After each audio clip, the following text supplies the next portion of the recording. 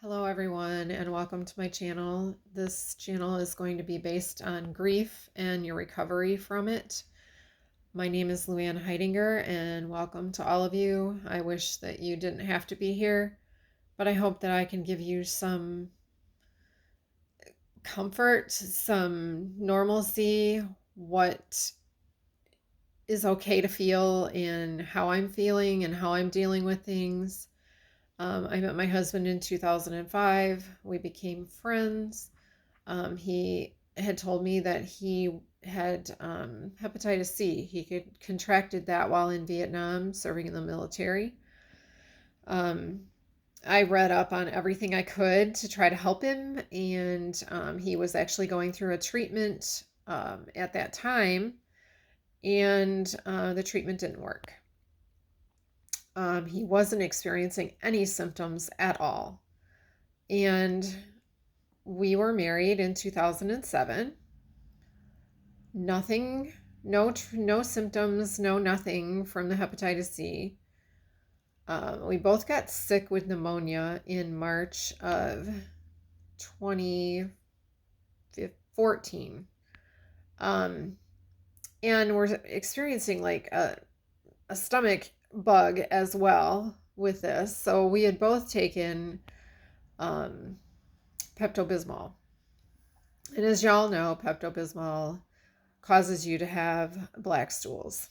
And my husband told me that he was having black stools and he wasn't feeling well. And I said, well, the black stools, I'm sure from, taking the Pepto, we're both still experiencing upset stomachs. I'm like, I'm sure it's nothing.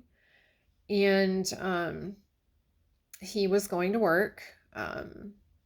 He was never one to stay home when he was sick. And I was going to work as well. On March 3rd of 2014, he started bleeding at work. He had a bowel movement and it was all blood. And then he threw up blood.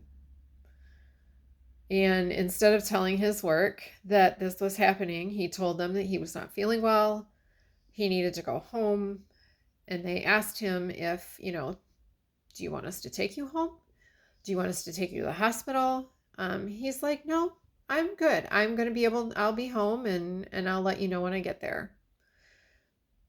He made it almost home before he lost consciousness behind the wheel and actually crashed his truck into two other vehicles.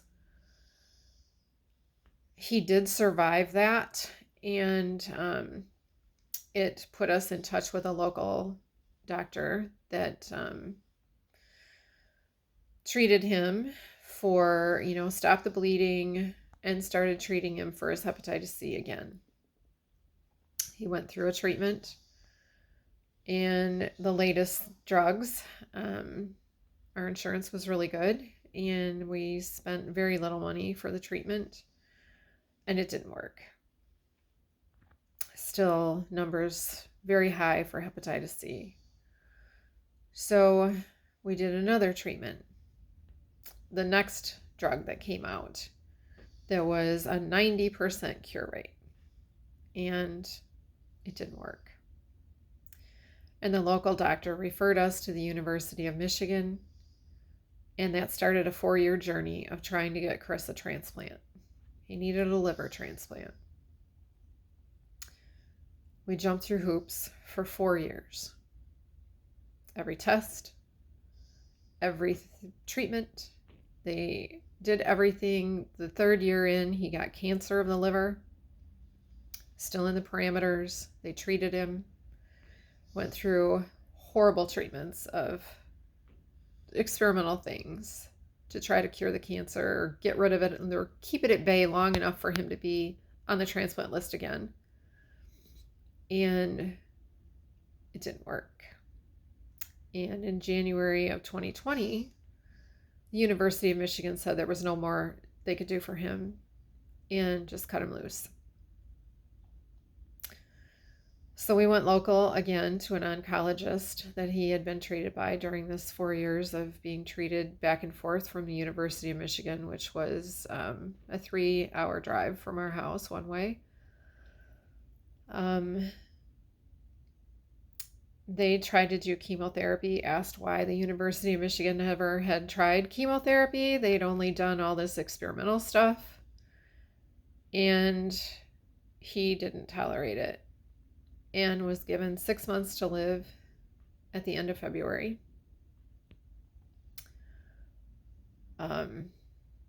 He lasted 28 days. He died on March 23rd, 2020. And I have been lost ever since. I went from being someone's full-time caregiver, taking care of every need, to nothing. I lost my sense of purpose. I lost my sense of hope. And I also lost myself. I became numb, sad. And COVID hit right after and locked everything down. So I grieved for the first few months by myself in my house. I had a precious friend who lived across the street who made it her priority to make sure I was okay. And she had lost her husband a couple years before, so she knew. I sold our house and moved across the country, basically, from Michigan to Texas to be near my daughter and my only grandchild. And grief follows you wherever you go. It still is 100% of my life. There are days I wish I'd died with him. There are days I'm so confident that I feel like I'm back.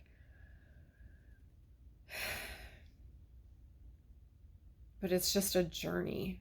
And I just wanted my first video to be how I met my husband, how long we were married 13 years. And to tell you that coming up on the 2-year anniversary of his loss, it's eased, the grief has, but it still defines me. It still is who I am. And I'm so hard fighting to get back to myself. So for a first video, I hope that you will look forward to the next one, to where I can talk a little more about the beginning of the journey of grief, the loss, the things you're going to go through, the hard part of truly being alone. But I just want you to know it's okay and it's normal. So if you want to follow along, please subscribe, hit the bell. You'll get notified when I post new videos. I don't know how often I will in the beginning, but I just think this channel needs to be there, that people need to be able to see that it's okay and you can survive it. It's not easy, but just don't give up. Okay? I'll see you in the next one.